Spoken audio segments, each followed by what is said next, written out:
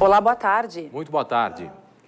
Quase 88% dos consumidores no estado pretendem comprar roupas e calçados típicos do inverno, apesar da crise. É o que revela uma pesquisa da Associação Gaúcha para o Desenvolvimento do Varejo. Lojas mais populares, como as do centro da capital, podem se beneficiar com a procura por estes produtos. Um microfone e muita disposição. Aqui tem a moda do momento, tem a moda da estação, e o que não tem, a gente corre no depósito e a gente não deixa o cliente mal. Na rua de comércio popular mais movimentada da capital gaúcha, o Cláudio sabe que se o tempo muda, muda também o comportamento do consumidor. A gente fala o que tem mesmo, entendeu? Que coisa boa. Trabalho assim, hoje em dia não tem mais essa de a gente iludir o cliente, tem que falar o que tem, porque a crise está aí, eles têm que comprar com o poder aquisitivo que eles nos oferecem, entendeu? O gaúcho é assim, chega o outono, o frio se manifesta e aí todo mundo lembra que é hora de dar uma revigorada no vestuário. A gente sempre gosta de ver, né, o que agrada, o que tem para os olhos, assim. Mas como ajustar a compra de casaco de lã e botas ao orçamento enxuto da família? Segundo uma pesquisa feita pelo setor varejista, 80% dos gaúchos pretendem comprar produtos de inverno em lojas de rua, onde a oferta e a pechincha costumam andar juntas. Ver o melhor preço, tudo, né? Ver o que cabe no bolso, né? Porque com a crise tá ruim, né? Para sair comprando, assim, escolher o preço, ver a loja, tudo. Vender roupas mais pesadas é tão revigorante para o setor que o inverno é considerado o segundo Natal do comércio gaúcho. O inverno sempre foi, quando dá frio, a temperatura muda, o inverno dá um movimento bom para nós aí. Com a chegada do frio melhorou as vendas, principalmente de calçado fechado, botas, isso aí sempre movimenta um pouco a venda, aquecer um pouco o mercado. As vendas no varejo têm outro componente, a atuação das consumidoras. São elas que vão às compras, se preocupam em aquecer o inverno da família. Ela sempre ajuda, então, quando eu compro, ela sempre vem junto daí, para escolher a roupa. Acho que ela cuida do preço também? Sim, ela cuida bem, ela é bem econômica. Ela zela bem pelo preço das coisas. Viu? Aí está te dando elogio, ele disse que tu é bem econômico, que tu sabe cuidar da família comprando. Muito obrigada. É que o homem é muito mais contido em comprar. O homem compra quando já está no último. E a mulher já gosta de comprar mais. Então, as vendas do inverno, a gente percebe que as mulheres veem muito mais as compras que o homem. Mas nesse vai e vem de potenciais consumidores, a pesquisa aponta que mais de 70% das pessoas confirmam que a crise é sim determinante para reduzir as compras. Tarde de sol com poucas nuvens e noite com muita nebulosidade em Porto Alegre. Faz 19 graus. Em Novo Hamburgo, nebulosidade variável com pequena chance de chuva e máxima de 18 graus. Mesma temperatura em Tramandaí, onde o tempo fica nublado com algumas aberturas de sol. A paralisação parcial do Magistério do Estado. O governo ainda não se manifestou oficialmente sobre o corte do ponto dos professores que aderirem à greve, mas o CEPER Sindicato defende a assinatura de um ponto paralelo. Em Porto Alegre, estudantes ocupam 6 escolas públicas, o que provoca tensões entre apoiadores da iniciativa e aqueles que pretendem manter a normalidade das aulas, tanto quanto possível. Em alguns colégios, os educadores decidem à tarde se vão paralisar as atividades. A adesão à greve por tempo indeterminado, decidida pela Assembleia dos CEPERs na última sexta-feira, depende de cada grupo escolar. Na Escola Técnica Parobé, na Cidade Baixa, nesta manhã, todos os alunos foram recebidos normalmente. É que os professores vão a cada turno avaliar a paralisação. A expectativa, e considerando a última reunião, a última greve, eu creio que não haverá greve, né? Porque o pessoal está muito desmotivado, né? Então eu não creio que haverá adesão à greve. Já no Colégio Protásio Alves, no bairro Azenha, o último da série de escolas ocupadas por estudantes, a maior parte dos alunos nem apareceu. Os professores, no entanto, entendem as ações como movimentos dissociados. Hoje, às 6 horas, nós vamos ter uma reunião, uma assembleia dos professores para decidirmos o que a categoria vai fazer dentro da escola, se vai paralisar ou não. A ocupação dos meninos do Grêmio está sendo tranquila, né? Hoje não tem aula, então hoje eles estão aqui. Embora a gente divida o mesmo espaço e lute pelas mesmas causas, são movimentos separados, há diálogo. Na escola Paula Soares, no Centro Histórico, o clima foi mais tenso. Os estudantes ocupam a escola desde o sábado e hoje não permitiram a entrada nem da diretora. O acordo negociado era: vamos continuar ocupando a escola, os alunos. Para a direção, nós permitiremos que os alunos tenham aula, que os professores deem aula. Eu não desaprovo o movimento dos alunos. Entendo perfeitamente e sei exatamente por que eles chegaram a isso. Mas eu também não posso desaprovar a atitude dos meus professores que querem dar aula. Muita falta de estrutura na escola. Até os corrimãos estão dando choque. A falta de professores é incrível como os professores eles não estão motivados a vir dar aula com esse parcelamento do salário. Às vezes a gente vê que alguns pais acabam vendo a escola como se fosse uma creche, eles só vão largar a criança para ter um lugar onde trabalhar, mas não é. A gente está aqui para ter uma escola de verdade, para ter um ensino de verdade. A Brigada Militar foi chamada. Teve bate-boca entre pais de alunos que apoiam e que discordam da ocupação. A falta de comunicação com os pais, tá? Eu acho que tudo isso poderia ser evitado no momento que os pais fossem chamados à escola, buscassem força nos pais, tá? Não nos menores. Nós tivemos aqui, eu não sei quantas semanas sem professor. Não é um dia, 2 dias que vai acabar com a educação da minha filha. Eu tenho que estar aqui do lado deles, apoiando eles, porque eles estão lutando pela minha filha. No meio da manhã, os alunos abriram a escola e permitiram a entrada de professores, pais e alunos. E neste momento, dirigentes da General Motors estão reunidos com representantes do Sindicato dos Metalúrgicos de Gravataí, na sede do Tribunal Regional do Trabalho, em Porto Alegre. O encontro é uma nova tentativa de resolver o conflito entre a GM e os metalúrgicos demitidos da fábrica de Gravataí na semana passada. 2 audiências entre a empresa e o sindicato ocorreram neste período, tentando um acordo após a demissão de cerca de 300 funcionários, o que representa 10% dos trabalhadores da unidade montadora.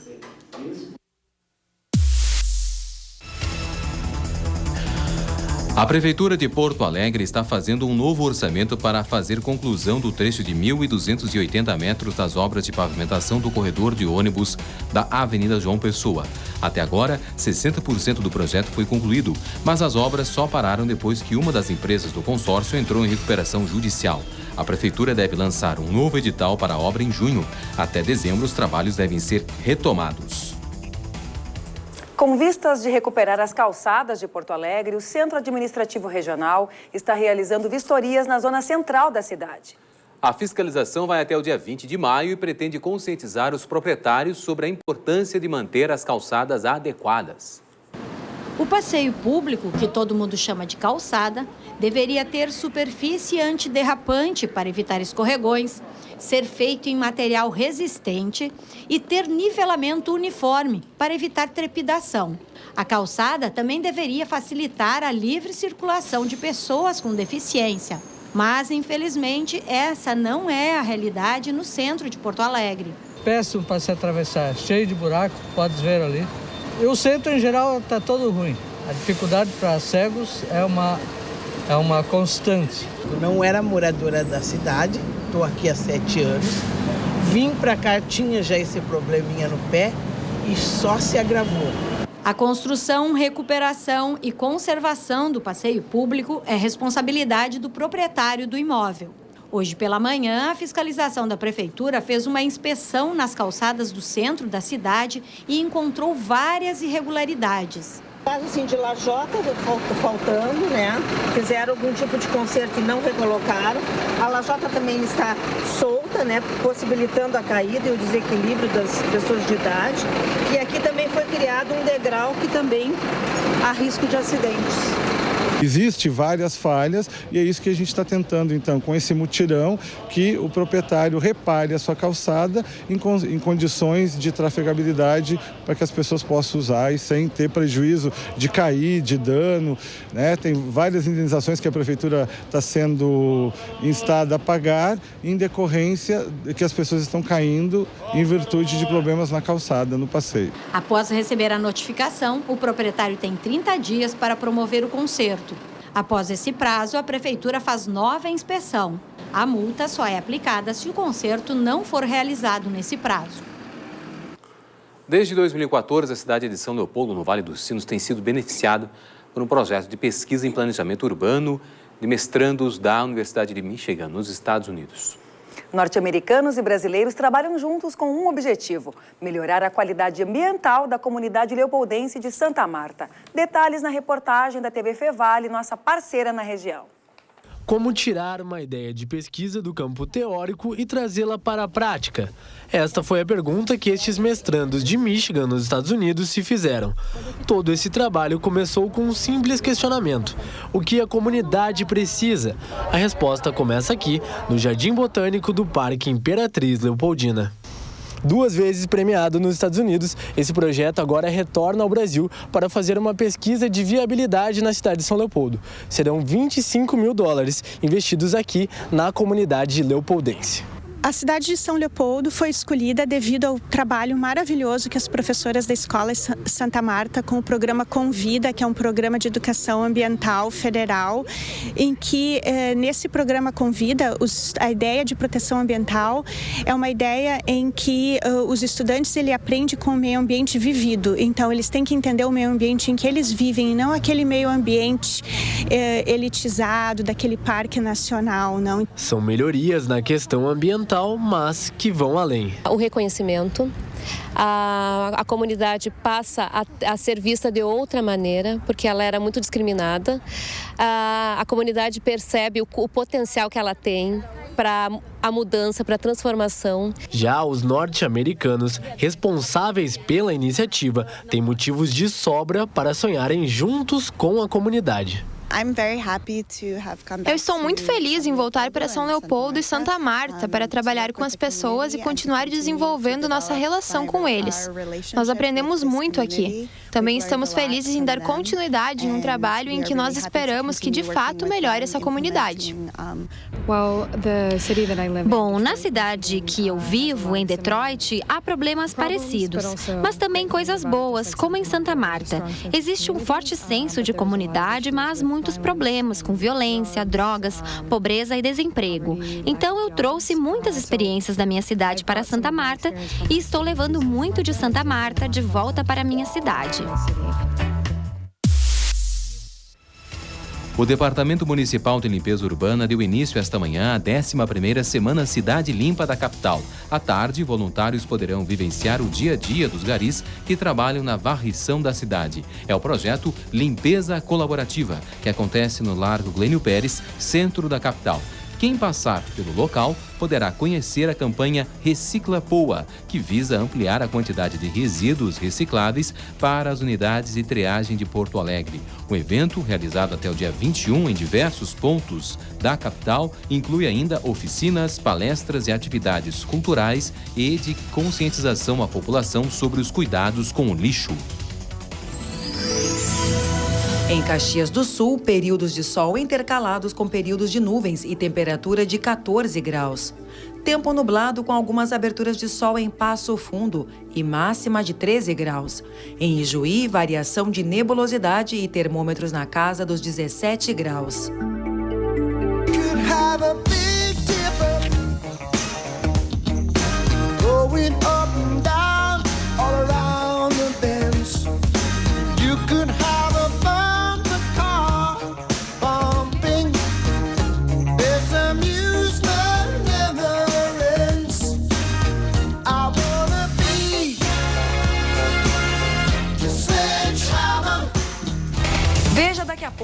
Região metropolitana concentra maior número de mortes por gripe A do estado. Em instantes, as dicas de especialistas em segurança para evitar assaltos.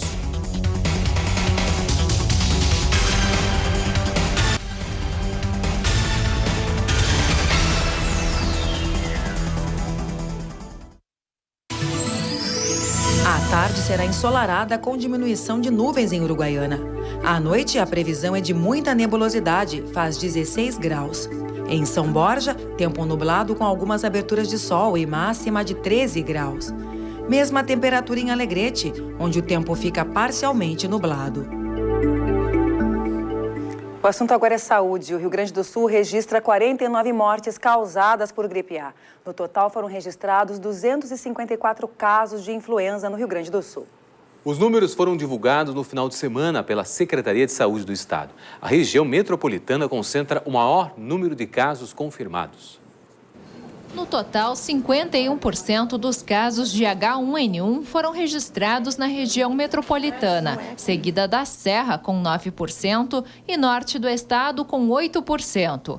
Porto Alegre concentra 33% dos registros da doença e é o município com o maior número de casos confirmados. Segundo a Secretaria da Saúde, mais de 2,5 milhões de pessoas já foram imunizadas contra a gripe A no estado.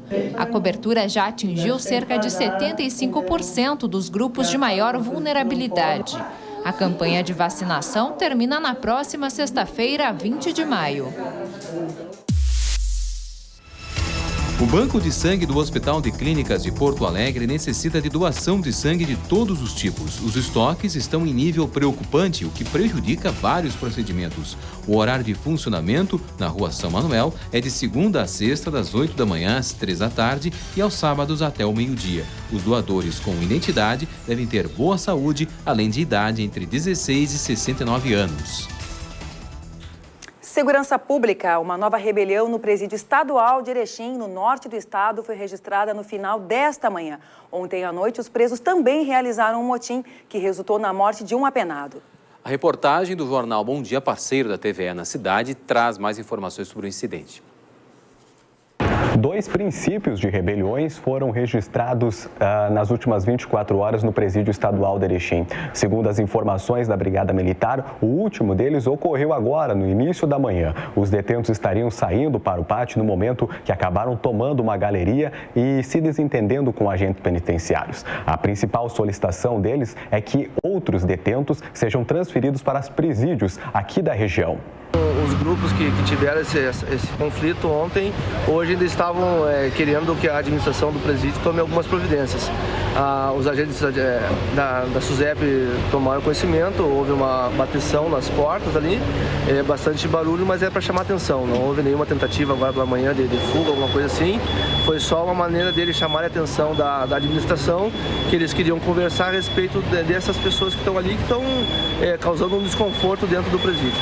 O tumulto que iniciou nessa manhã seria a sequência do início de uma rebelião que teve início na noite de ontem, por volta das 17 horas, quando os presos estariam retornando dos pátios para as celas. 2 deles acabaram se desentendendo e um deles, utilizando uma faca artesanal, acabou ferindo o outro. Mediante a situação, outros presos entraram em conflito, pegaram essa faca e acabaram atingindo até a morte. A vítima fatal era o detento Adriano Radeski, de 29 anos. Ele chegou a ser socorrido e levado para um hospital aqui de Erechim, mas acabou morrendo logo depois de entrar no hospital.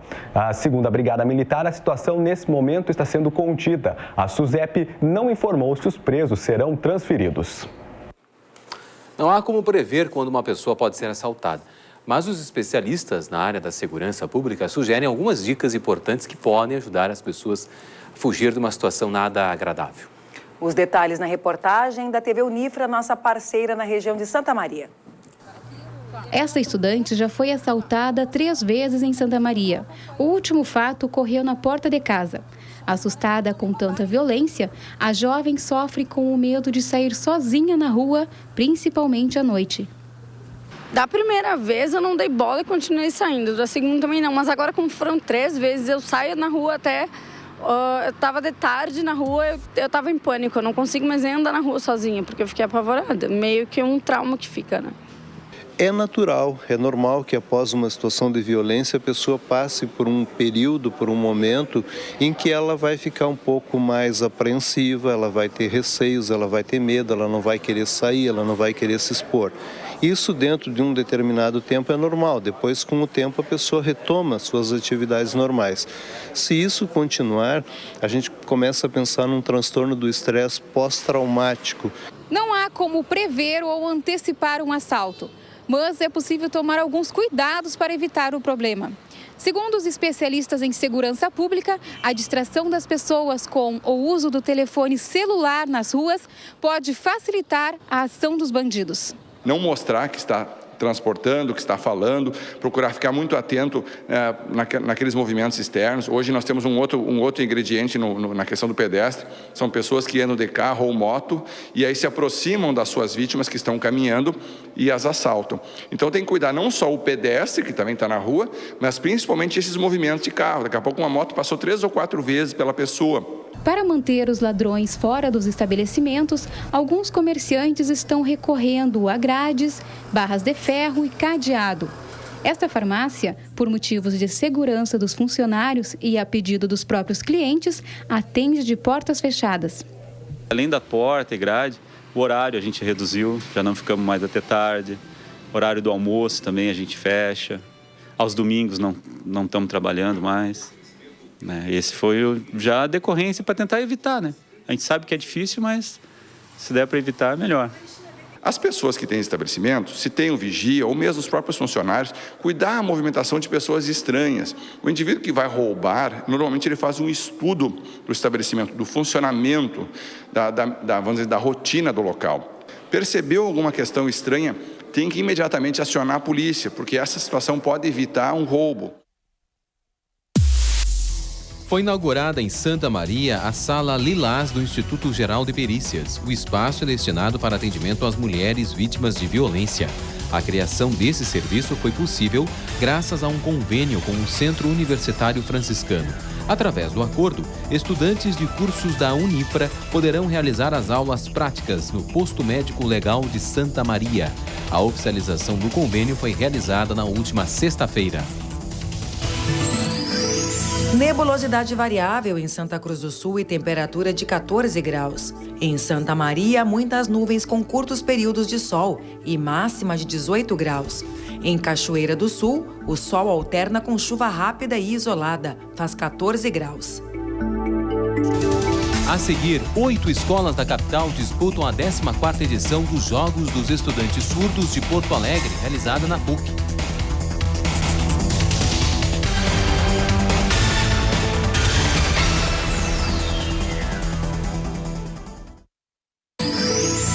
Tempo instável em Bagé, onde a mínima registrada foi de 7 graus. A máxima prevista é de 11 graus. Nebulosidade variável com pequena chance de chuva em Pelotas e temperatura de 16 graus. Em Rio Grande, tarde de sol com diminuição de nuvens e noite com muita nebulosidade. Faz 17 graus.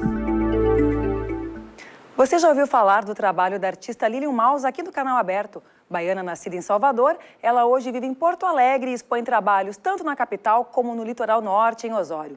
Pois a Lilian está com mais uma exposição para visitação. E quem nos fala mais sobre isso é a jornalista da FM Cultura, Lena Kurtz. Boa tarde, Lena.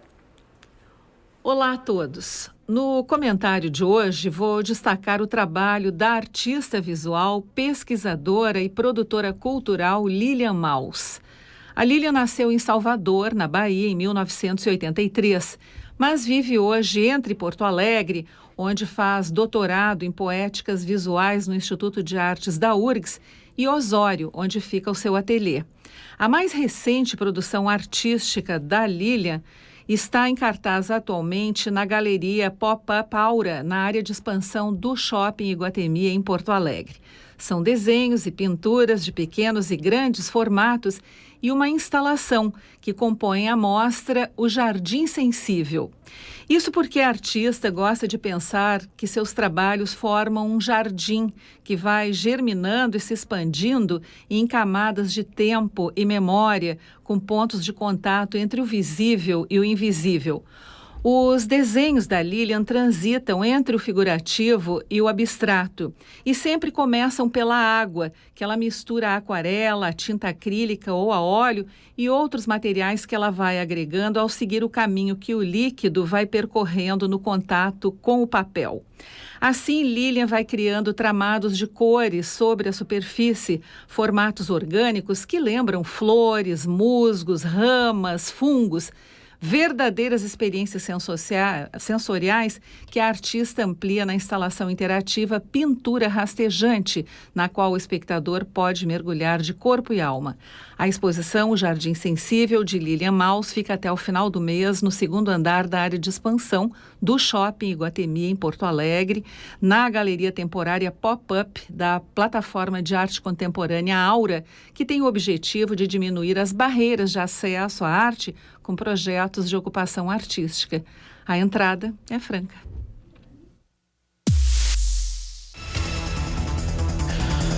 Uma competição diferente em torno de um objeto marcante da cultura do estado. Neste sábado, no DC Shopping, na região norte da capital, ocorreu o primeiro campeonato gaúcho de forjamento, a arte de fazer facas artesanais. 12 participantes capricharam na preparação do instrumento fundamental para um bom churrasco e a culinária, de maneira ampla. No endereço eletrônico que aparece no vídeo, você poderá conferir o resultado. Ele será divulgado pela Associação Gaúcha de Cutelaria no meio desta semana.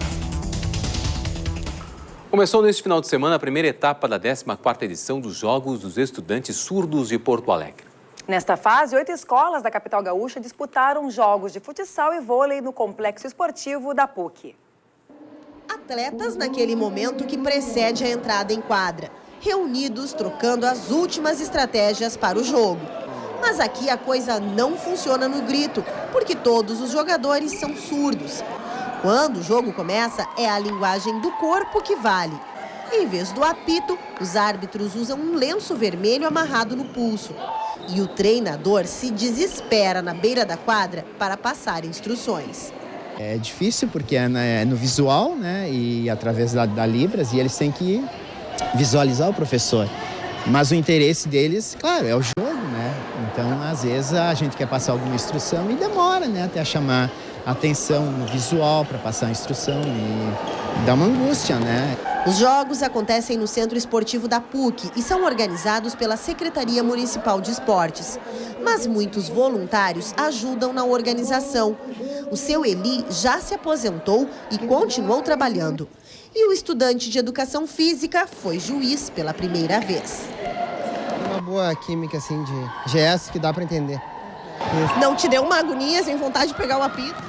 Dá um pouquinho, mas eles entendem bem. São bem atenciosos. Participam equipes de Porto Alegre e da região metropolitana. A escola de Canoas fez bonito no primeiro jogo do dia. Ele está se sentindo muito bem, porque ele ama futebol. E ele quer ser jogador? Se tu quer ser, no futuro, jogador profissional, sim, ele quer. E é na hora do gol que a gente esquece que existem tantos surdos aqui. Em quadra, a comemoração não precisa de sons. Os gestos universais da vitória não precisam de tradução.